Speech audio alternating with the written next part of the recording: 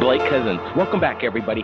We're doing it, and we are live broadcasting from the Big Island of Hawaii. And I've got somebody on the line with me, including an Academy Award nominated director in regards to this documentary, basically a biography of a man who claims he's basically cursed. This documentary is called The Curse of the Man Who Sees UFOs. And wow, I watched this documentary and I was pretty much impressed the way they went about shooting this. They really, there's one thing about shooting documentaries about UFOs, but to find out about the person that shoots these things, getting into the history behind these sightings, and having an investigative ethic to see if these man's claims are true or not. And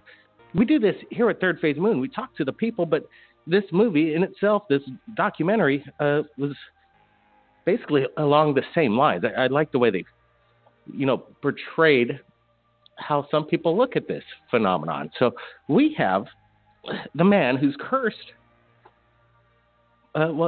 He's basically says, Curse of the Man Who Sees UFOs. We have Cristo Rapolo. He's on the line. And then we also have the director. But let's get into Cristo. Let's bring him in. I got to find his number. There's a lot of callers calling in tonight. Cristo, if you could press number 1 on your touchpad or whatever, and maybe you'll get bumped straight to the top.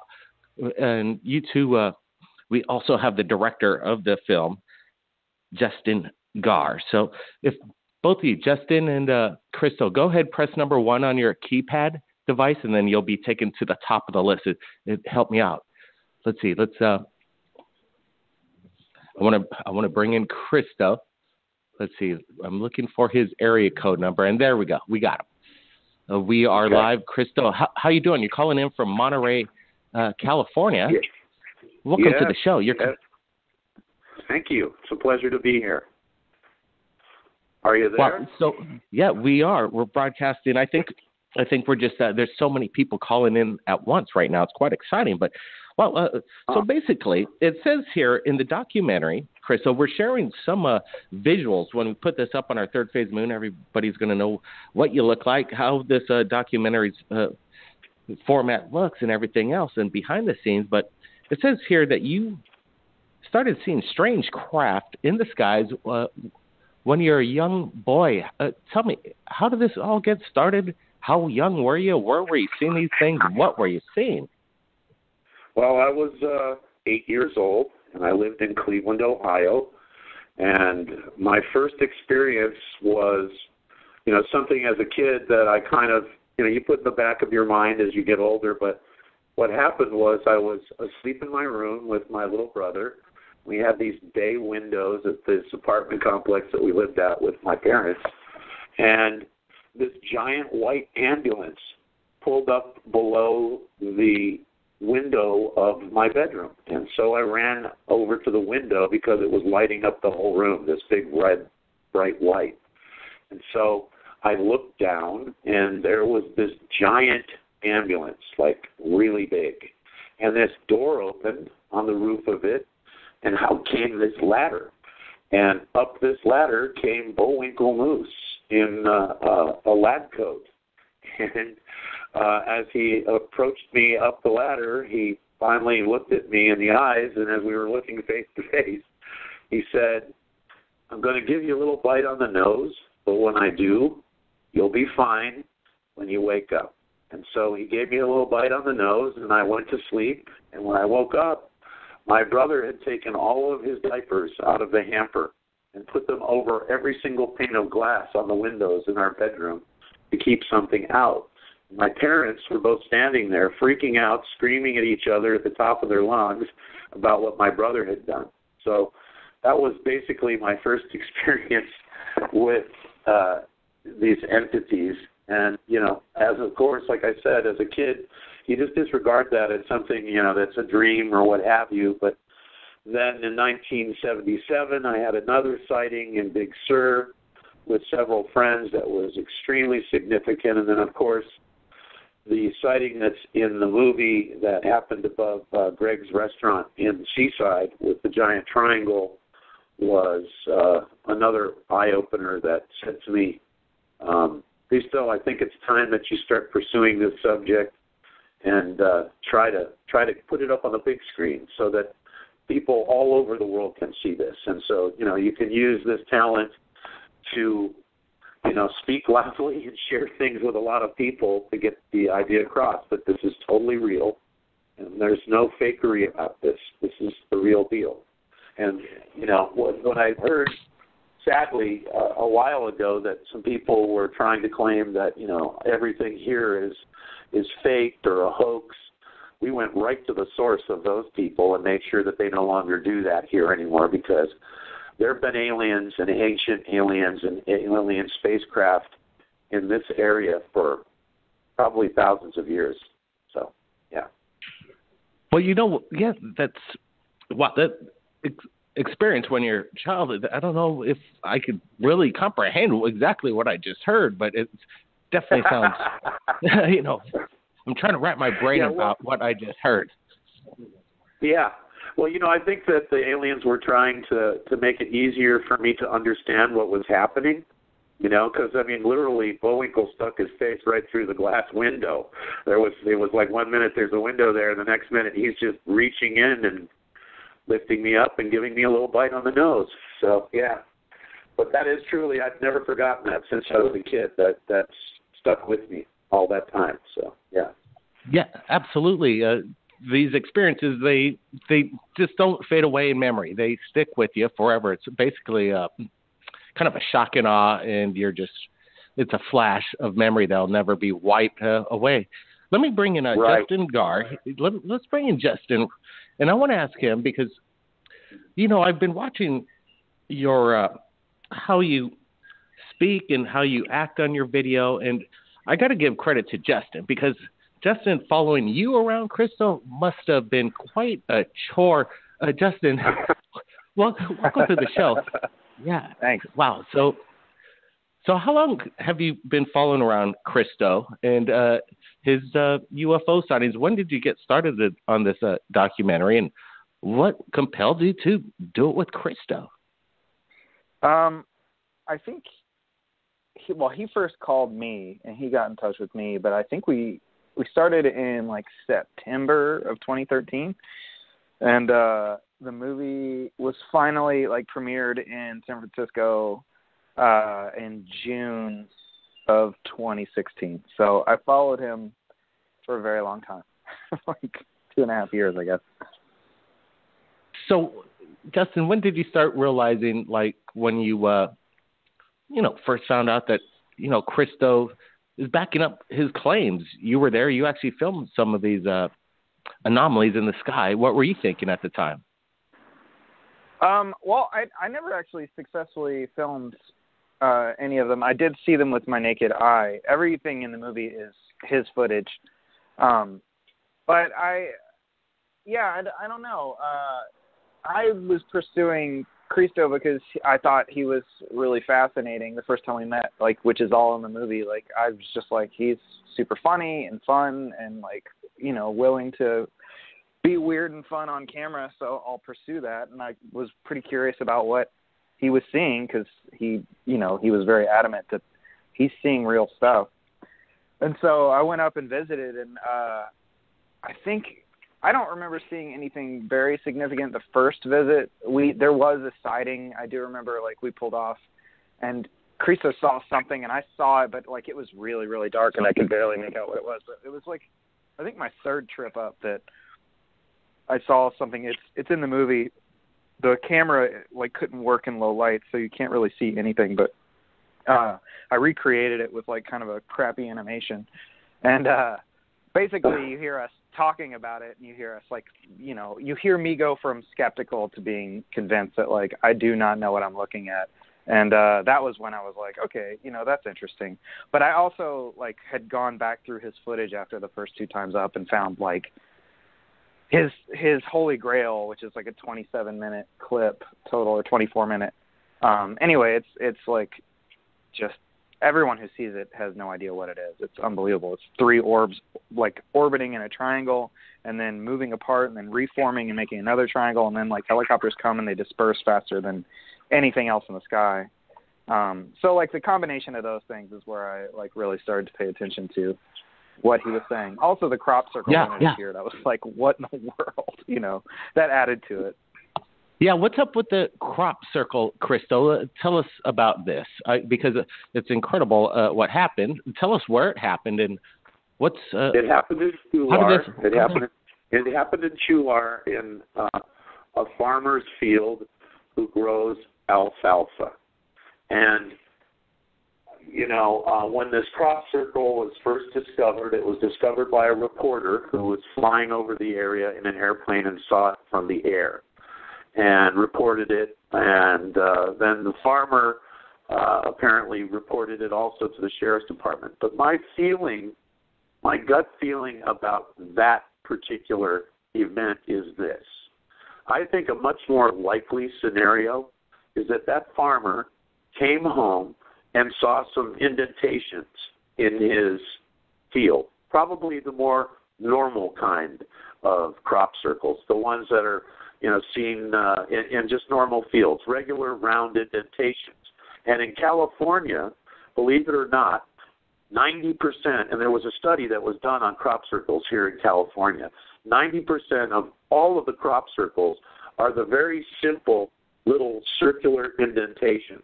They have almost never found a crop circle in California that is the sophisticated style of crop circle that particular one appeared to be.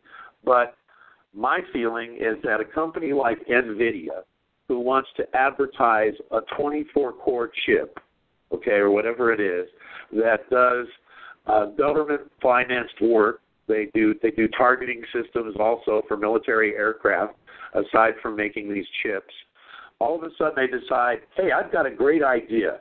Let's do an advertisement for our new very expensive high-tech chip in some podunk alfalfa field in Chular, California, that can only be seen from the air, right? And then you know, let's hoax this whole thing to make it look like these 2 guys discovered it with these lights. Now, I went out there, and it was initially, you know, very, very convinced that this was a real crop circle, just because just prior to that, I had a very significant sighting, and I know from what I filmed around here that there are, in fact, you know, these objects and these ships and that these entities exist here. So I went out there, and I admit that, you know, I was really convinced one minute, and then I think fooled into believing that it wasn't real the next. And after I thought about it for a while, I said, you know, a much more likely scenario is that this guy came back, he sees these crop circle indentations, he calls the sheriff's department. The sheriff's department doesn't know what it is, so they call the FBI. The FBI comes out, they know what it is, so they call their pals at NVIDIA. And those guys come out and augment what's already there and turn it into this big, sophisticated, complicated thing. But one thing they forgot was the same thing I forgot when I kind of resolved to the fact that, well, maybe this wasn't real after all, which is that crop circle was in perfect line with all the other crop circles in California, and that it was in the exact trajectory that it should have been in to be a part of that system of crop circles that they have in fact discovered here, you know, so-called real crop circles. So I'm convinced that it was a cover-up and that it was a way for them to wish that away, because somebody definitely knows that the UFOs are all over the place here, because a lot of the time when I'm filming them, I'll be approached by the military in helicopters. I've had them shine their lights on me. I mean, just recently I had a military person with me watching one of the sightings, and a person who's a physicist, and a helicopter that was attending to some emergency all the way across the bay. 21 miles, came all the way across the bay to do nothing but shine his big bright headlights in our face for about 5 minutes and blind us until we left while we were doing a sighting. So I think they're pretty aware of what I'm doing and what's going on here. what about Monterey? Why do you think it's such a hot spot and there's a lot of military activity in close proximity to these sightings? Is there something special in that area? Well, you know about the urban legend that there is a submarine passage that goes from Area 51 to the mouth of the submarine trench here in the bay in Monterey. That's a pretty well-known fact amongst the UFO researchers, and I tend to believe that because I have, in fact, seen these orbs come out of the water and basically rise into the sky to form these triangles. Now, they don't do that all the time. Most of the time, they appear above this very remote mountain range that kind of sits behind the Santa Cruz foothills that are at the end of the shore of Monterey Bay. But the reason they're there is because that is a no-fly zone. There's almost no way for them to be approached by planes or anything for that reason. So from the ground, there's no access roads to this place that they're hovering over. It is basically one of the only spots in the Santa Cruz Mountains where there's nobody. There's nothing. It's complete wilderness. And, you know, a lot of people have hiked up in there and gotten severely lost. We also have a little thing called the mystery spot in Monterey, which is where they believe that a giant iron ore meteorite crashed into the ground there. And to this day, you can turn on a spigot of water, and the water will move east. It won't drop straight into a bucket. It will move over at a curvature. And the trees there all grow away from each other like the petals of a flower. So something's going on in there. And, you know, you can kind of walk up the side of the walls in that place and lean forward. I mean, if you go online and look up the mystery spot right now, I'm sure you'll see pictures of people doing that exact thing. So the Santa Cruz Mountains have a long history of this kind of Jurassic stuff, you know, and I mean, let's face it, the Santa Cruz Mountains, perspective-wise, on one side of that mountain range, you have NASA doing all their experiments at Ames, Norco, and Vandenberg, and then on the other side, you have Monterey, which is where old Fort Ord used to be. That's Eisenhower and the other general that ran the base. I can't remember his name right now, but anyway, this whole area has two spy schools, okay, a naval school that also is tied to the space program. So, you know, if I was an alien, this is where I would be. Not to mention that there was a culture of Indians called the Ramsen Indians who were here for almost 7,000 years until the Spaniards came here and wiped them out in a very short period of time, which, again, if you were an alien, I think you'd be very interested in what transpires in this area. Yeah, absolutely. Well, okay, what about this, the curse of the man who sees UFOs? Who came up with that? Why is that a curse? Was it your idea, Justin? Who came up with that? Yeah, that was my idea. I think I ran that past him at first, and he was like, "I don't think so." I think Cristo was worried about the negative connotations of like being cursed, but that's not really the idea to me.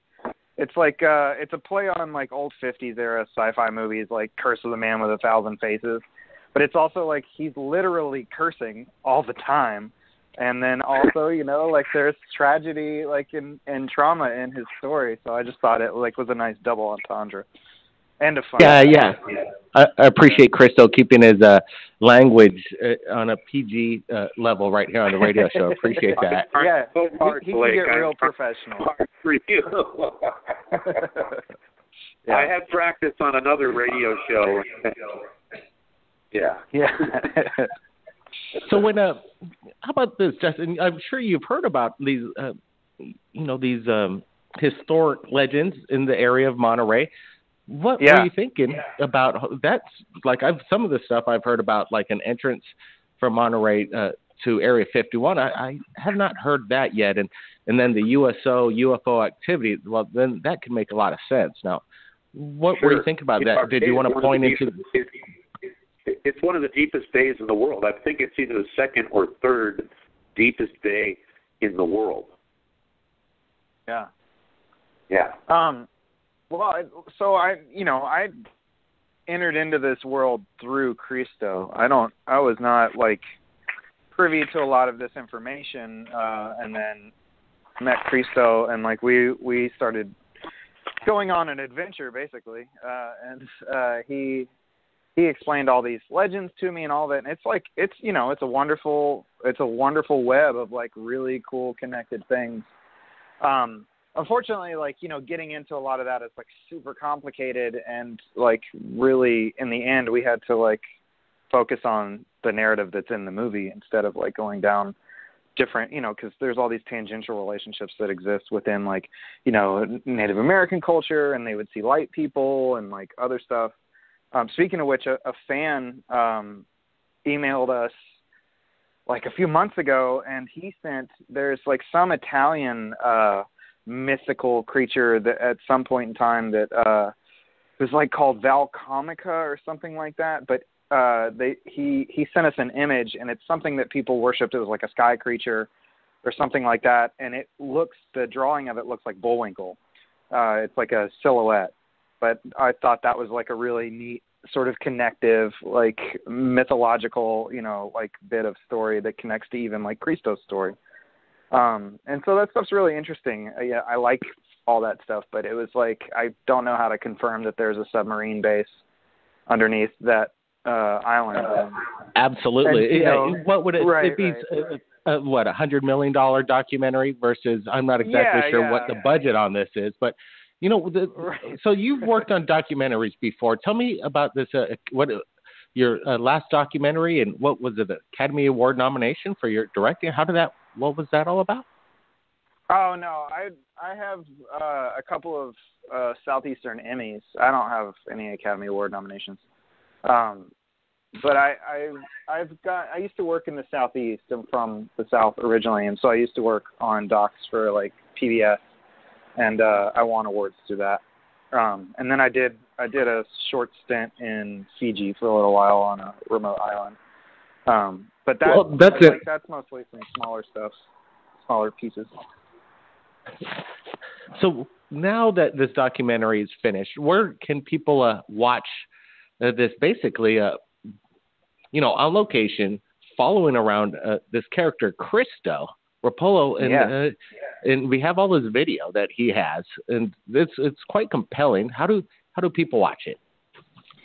Well, it's on Netflix for one, but then if you don't have Netflix, because this has become an issue, a lot of people outside of the U.S. and Canada want to watch it, and we're working on opening up the doors on that for like iTunes and Amazon and all of it, but we're not there yet. So right now you can only watch it in the U.S. and Canada, although sometime in August we will have a screening in Sweden, which is really fun. I just found out about today.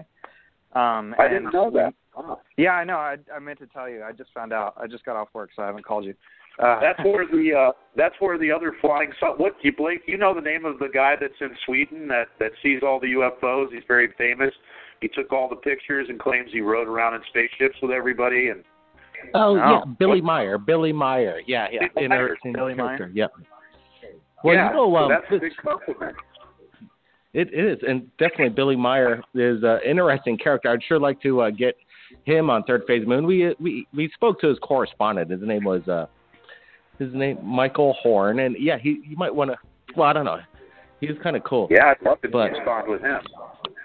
Yeah, he let us share his documentary on Third Phase Moon. It's really, and I think over 1 million people watched the Billy Meyer documentary on our Third Phase Moon. But you guys, that's great. Keep me informed, and thank you, Justin, for joining us tonight on Third Phase Moon, and definitely good pleasure, luck with everything. Thanks for having us.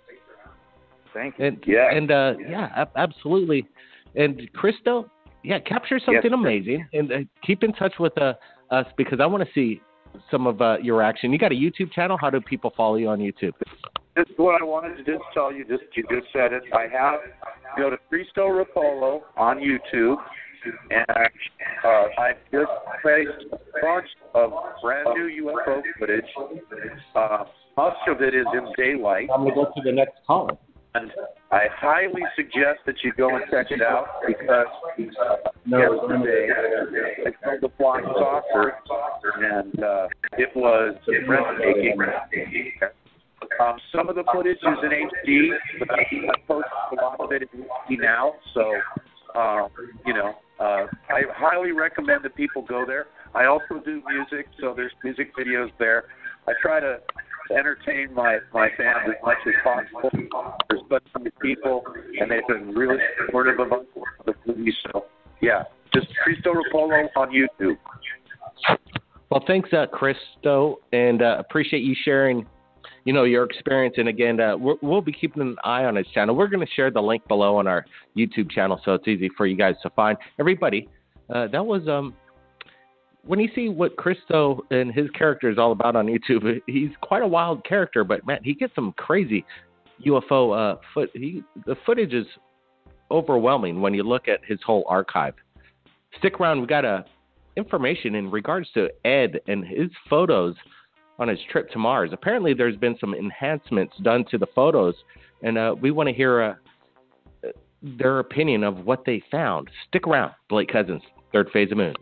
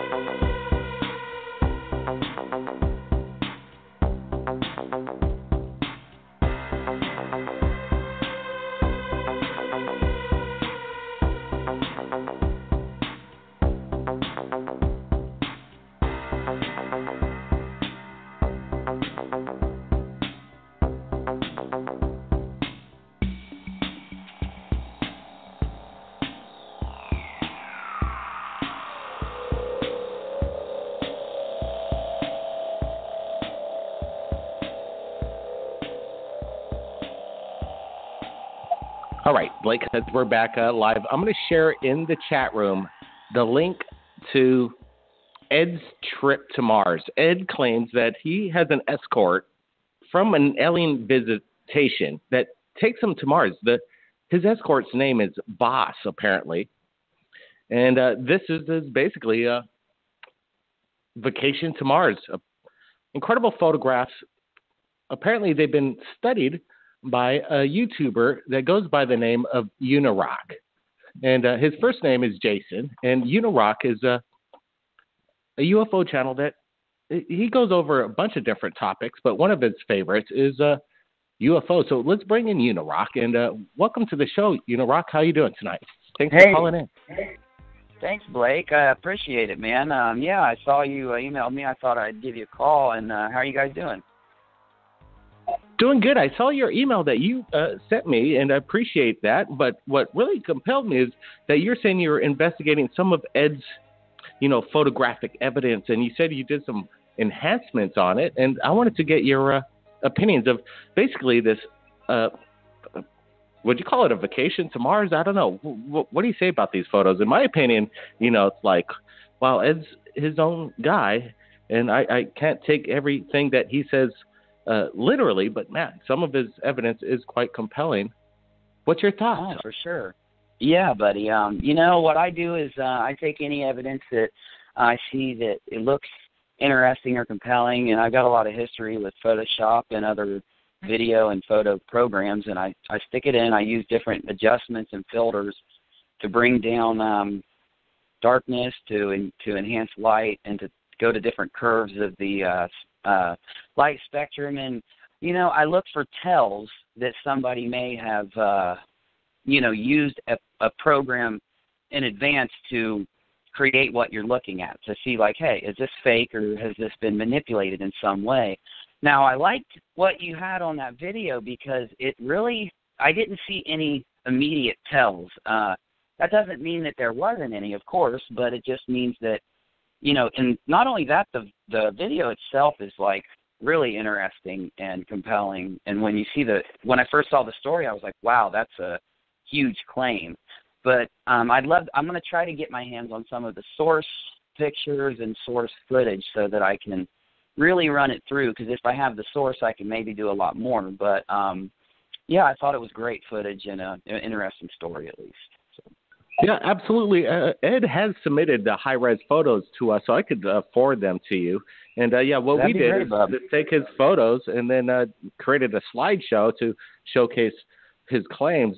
What do you think? Do you really think there's a secret space program that they're hiding from us that they're not sharing in regards to possible travel to Mars and back? Well, I'll tell you, I operate off of probability on my channel. So if I see something, I want to say to myself, how probable is it that this is true? So then you just go and you find whatever evidence you can. Just like I said, if you run it through Photoshop and it passes the test there, you can maybe add more of a percentage that this could be, but we'll add more weight to his claims. So like I said, you run it through a couple more programs, or there's also some, I want to say, like I have a few other people I know who are really a lot better than I am at looking at photographs and video, and to give even more weight to something, I ask them too, and then in the end I form like a final opinion. So as it sits now, I really like it. My opinion on it, we get a lot of claims in the conspiracy community, UFOs and the space program. They are hiding things from us, and this is just fact. It's been proven so many times with NASA using their own photo programs to change pictures. And with as many people claiming the kind of stuff that Ed claims, it's definitely worth a really good, as scientific as we can get, investigation. But I am really loving the story and loving the evidence so far, and I would love to just keep digging at it and investigating and giving the people more weight so they can make up their own mind, because you always say that too. You want people to make up their own mind, and I agree with that. So it's definitely worth continuing the journey with those pictures. I'm really excited to see the originals for sure. Yeah, absolutely. Appreciate that. And then also we hear that, Andrew Basaggio, he's an interesting character in the ufology world, and there's this thing that he calls Project Pegasus as well. And it's basically a trip back and forth to Mars. But I like the way, how Ed gives the details of how fast it took him to get there, and how basically, these claims are wild. They're wild to say the least. But then again, there's photographic evidence. I don't see any, like you too, Rock. I'm looking at those photos and I'm like, wow, you notice when right away Photoshop kind of just stands out. It's like, boom, that's a Photoshop, and you could see it with your own eyes. And we at Third Phase of the Moon, there's been some videos that's been put up years and years ago that, it slipped through the cracks. But nowadays we have a really good eye for what is the real deal or not. And that's great. Like I said, I got to agree with you. Yeah, and you guys are doing something great now, and saying that you have let things slip through the cracks. I do that too. I've got my own channel, and I've had a bunch of stuff slip through the cracks. We're just humans. So yeah, the endeavor to further yourself and to always try harder. When somebody does that, it just makes their content and what your ability to look at this stuff better. That's great of you to say about yourself and what you guys are doing. And I love Ed's stuff, and I'm going to just keep digging into it as much as I can. With your permission, since you are going to be sending me the source video, I'll try to put it up into a small video or something on my channel and let you guys know what I find, and I'll email you. So let me know if that's okay in the future. And I can't wait to see what else you put out from him, because he's starting to really give out some good stuff. So definitely cool. Well, appreciate that, Unirock. We're going to share your YouTube link so everybody could take a look at his work on his YouTube channel. Let me ask you before I let you go, have you ever witnessed a UFO for yourself?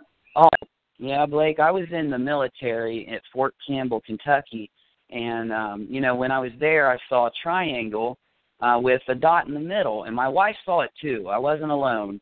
We pulled off the road. Well, it actually took me a minute. I was kind of not really into this stuff back then. I was more, just focused on my career. I'm out of the military now, so we pulled over.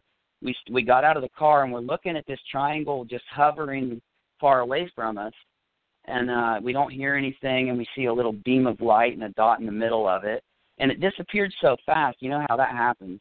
And we started to talk to each other. I was so focused on it, I didn't notice that 3 or 4 other cars had pulled over.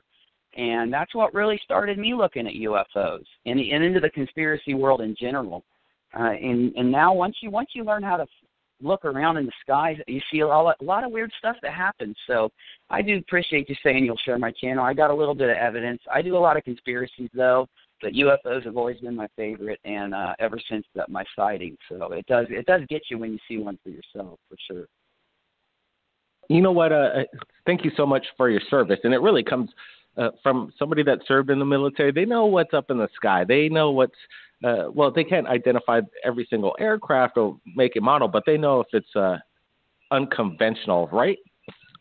Oh, for sure. Yeah, I jumped out of helicopters when I was in the military, and you spend a lot of time flying in them, and you see the Earth from not too much higher, but, high enough to have a different perspective.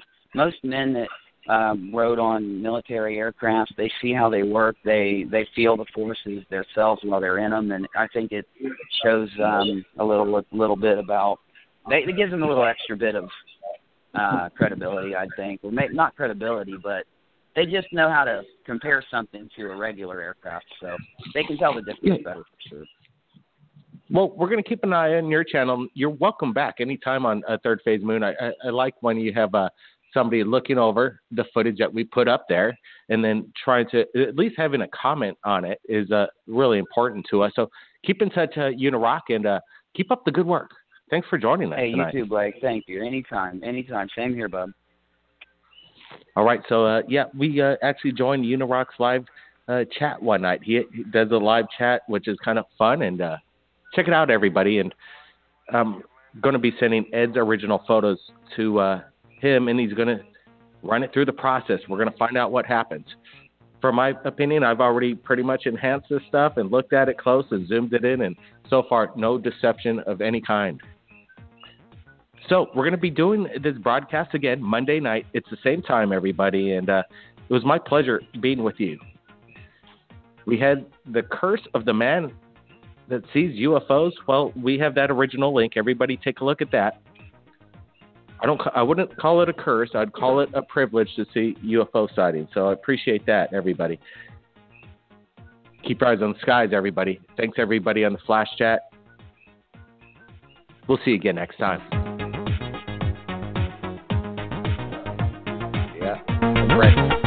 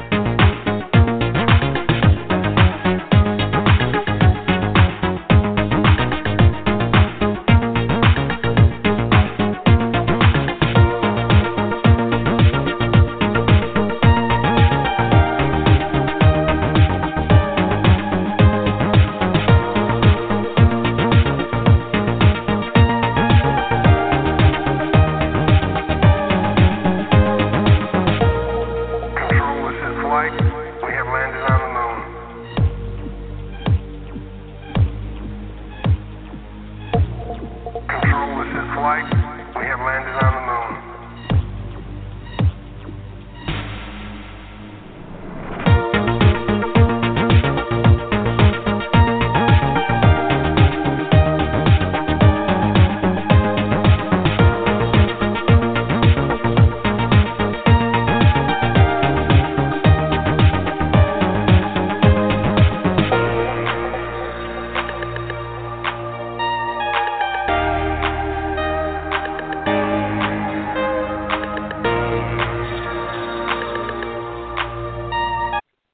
Thank you. It's a pleasure to be here. Are you there? Well, yeah, we are. We're broadcasting. I think we're just there's so many people calling in at once right now. It's quite exciting. But so basically, it says here in the documentary, Chris. So we're sharing some visuals when we put this up on our Third Phase Moon. Everybody's going to know what you look like, how this documentary's format looks, and everything else, and behind the scenes. But it says here that you started seeing strange craft in the skies when you're a young boy. Tell me, how did this all get started? How young were you? Where were you seeing these things? What were you seeing? Well, I was 8 years old, and I lived in Cleveland, Ohio. And my first experience... Yes, they really, there's one thing about shooting documentaries about UFOs, but to find out about the person that shoots these things, getting into the history behind these sightings, and having an investigative ethic to see if these man's claims are true or not. And we do this here at Third Phase Moon. We talk to the people, but this movie in itself, this documentary, was basically along the same lines. I like the way they, portrayed how some people look at this phenomenon. So we have the man who's cursed. He's basically says, curse of the man who sees UFOs. We have Cristo Rapolo. He's on the line, and then we also have the director. But let's get into Cristo. Let's bring him in. I got to find his number. There's a lot of callers calling in tonight. Cristo, if you could press number 1 on your touchpad or whatever, and maybe you'll get bumped straight to the top. And you two, we also have the director of the film, Justin Gar. So if both of you, Justin and Crystal, go ahead, press number 1 on your keypad device, and then you'll be taken to the top of the list. It help me out. Let's see. I want to bring in Cristo. Let's see. I'm looking for his area code number, and there we go. We got him. We are live. Cristo, how you doing? You're calling in from Monterey, California. Yeah. Welcome to the show.